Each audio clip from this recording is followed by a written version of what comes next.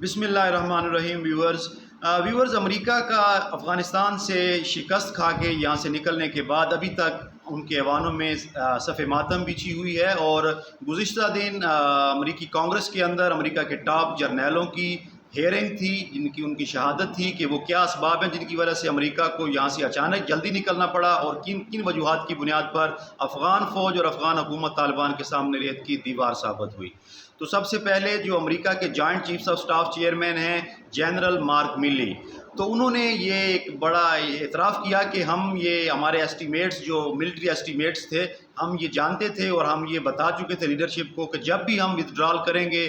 فوجیں یہاں سے نکالیں گے، تو ہم افغان فوج اور افغان حکومت جلد یا بدیر کولیپس کر جائے گی۔ لیکن ہمارا آئیڈیا یہ تھا کہ افغان فوج اور افغان حکومت کم از کم موسم سرما تک جو ہے طالبان کا پریشر اور طالبان کی طاقت کو برداشت کر لیں گے، اور اس کے بعد جا کر وہ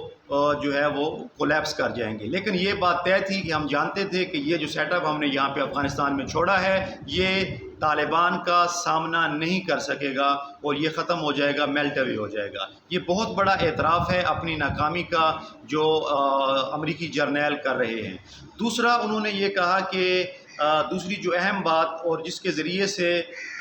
وہ پاکستان اور افغانستان کو پریشرائز کرنے کی اب کوشش کر رہے ہیں، پچھلے ویلاگ میں بھی میں نے یہ کہا تھا کہ یہاں سے نکلنے کے بعد اب امریکہ پریشر ٹیکٹکس یوز کر رہا ہے طالبان اور پاکستان کو ڈیل کرنے کے لیے۔ تو وہ ایک پریشر، وہ یہ ٹیکٹک جو ہے وہ یہ بیان کر رہے ہیں کہ ہم پہلے ہی یہ ایسٹیمیٹ کر چکے تھے کہ جب امریکن فورسز یہاں سے ودڈرا کریں گی تو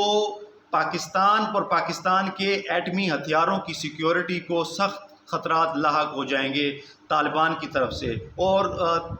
زیادہ براڈ جو ٹرم انہوں نے یوز کی وہ دہشت گردوں کی یوز کی، کہ اور خاص طور پر اگر امریکہ یہاں سے جلدی ودڈرا کرتا ہے افغانستان سے، تو پاکستان اور اس کے نیوکلیئر ہتھیار دہشت گردوں کے ہاتھ لگ جانے کا بہت بڑا خطرہ پیدا ہو جائے گا۔ تو یہ وہی لینگویج ہے، وہی لائن ہے ناظرین، جو 2007-8 کے اندر جو ہے 2007-8 کے اندر اور تقریباً جو ہے وہ یہی لائن جو ہے امریکی یوز کرتے رہے ہیں پاکستان کے بارے میں، کہ پاکستان کے اندر دہشت گردی بہت زیادہ ہے، اور واقع تھی بھی صحیح، اور جو ہے اس وقت اور پاکستان کے جو نیوکلیئر ویپنز ہیں ان کو دہشت گردوں کے ہاتھ لگنے کا شدید خطرہ ہے۔ اب وہی لائن اسی کو ریوائیو کر رہے ہیں پاکستان کو پریشرائز کرنے کے لیے، کہ پاکستان کی اپنی سیکیورٹی جو ہے وہ خطرے میں پڑ گئی ہے اور پاکستان کے نیوکلیئر ہتھیار بھی خطرے میں ہیں۔ تو اس کے اوپر پنجابی کی ایک ٹرم مجھے یاد آ رہی ہے کہ آپ نہ جوگی تے گوانڈ ولاوے۔ تو مطلب یہ ہے کہ امریکنز جو ہے وہ 20 سال تک افغانستان میں رہے، لیکن وہ طالبان کو ختم نہیں کر سکے اور طالبان کا سامنا نہیں کر سکے، اور اب وہ یہ کہہ رہے ہیں کہ ہمارے یہاں جانے سے آپ کے ایٹمی ہتھیار جو ہے وہ دہشت گردوں کے ہاتھ لگنے کا خطرہ پیدا ہو چکا ہے۔ تو یہ محض ایک پریشر ٹیکٹک ہے جو امریکہ کی فیوچر پالیسی کا حصہ ہے۔ دوسرا، جو امریکن سینٹرل کمانڈ کے جو لیڈر ہیں، کمانڈر ہیں جنرل فرینک میکنزی، انہوں نے یہ بات انکشاف کیا اور یہ واضح کی، جو وزیر اعظم عمران خان جو انہوں نے ایبسلیوٹ ناٹ کا انٹرویو میں کہا تھا، BBC کو انٹرویو کہ پاکستان اب مستقبل میں امریکہ کو فضائی اڈے نہیں دے گا افغانستان کے اوپر جنگ اور افغانستان کے اوپر فضائی حملے کرنے کے لیے۔ تو جنرل میکنزی نے کہا کہ ہم نے 20 سال تک پاکستان سے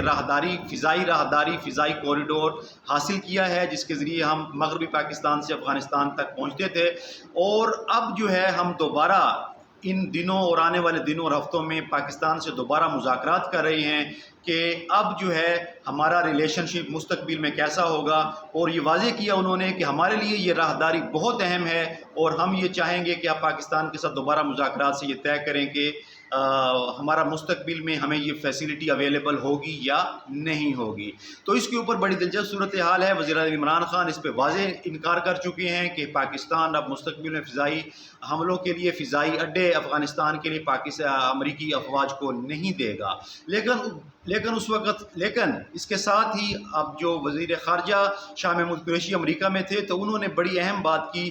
سیکٹری بلنکن کے ساتھ مذاکرات میں کہ پاکستان امریکہ کے ساتھ براڈ اسٹریٹجک پارٹنرشپ چاہتا ہے اور پاکستان امریکہ کے ساتھ وسیع تر تعلقات چاہتا ہے اور پارٹنرشپ چاہتا ہے۔ تو پاکستان کی اپنی پوزیشن بھی بڑی دلچسپ ہے کہ ایک طرف ہم جو ہے وہ کہتے ہیں کہ فضائی اڈے نہیں دیں گے، دوسری طرف ہم اسٹریٹجک پارٹنر بھی امریکہ کے بننا چاہ رہے ہیں، اور دوسری طرف جو ہے ہم چین اور روس کے ساتھ جو ہے اس کے ساتھ بھی اپنے تعلقات اس بلاک کو بھی مینٹین رکھے ہوئے ہیں۔ تو پاکستان ایک بہت ٹائٹ روپ کے اوپر چل رہا ہے، کیونکہ پاکستان کی ضروریات ایسی ہیں، ہم نہ تو مکمل طور پر چینی پلڑے میں جا سکتے ہیں، نہ ہی مکمل طور پر امریکی پلڑے میں جا سکتے ہیں۔ ابھی کچھ دنوں پہلے یہ جو بڑی ڈیولپمنٹ آ رہی ہے پاکستان کے اندر، یہ واضح ہو گیا کہ پاکستان نے سابقہ حکومتوں میں خاص طور پر مسلم لیگ نواز کی حکومت میں بڑے مہنگے بجلی معاہدے کیے ہیں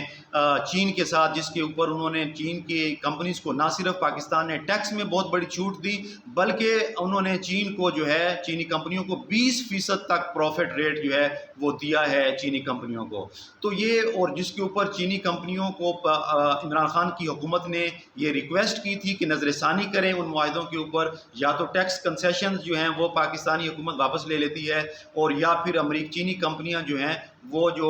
شرح منافع ہے اس کو کم کریں۔ لیکن چینی کمپنیوں نے نہ تو وہ جو ٹیکس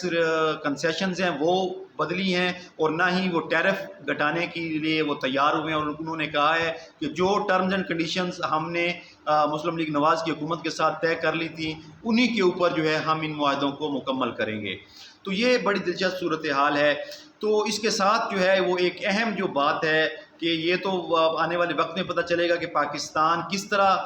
دونوں پاورز کو، چین کو اور امریکہ کے ساتھ تعلق کو مینج کرتا ہے اور اپنی اکنامک اور اسٹریٹجک ضروریات پوری کرتا ہے۔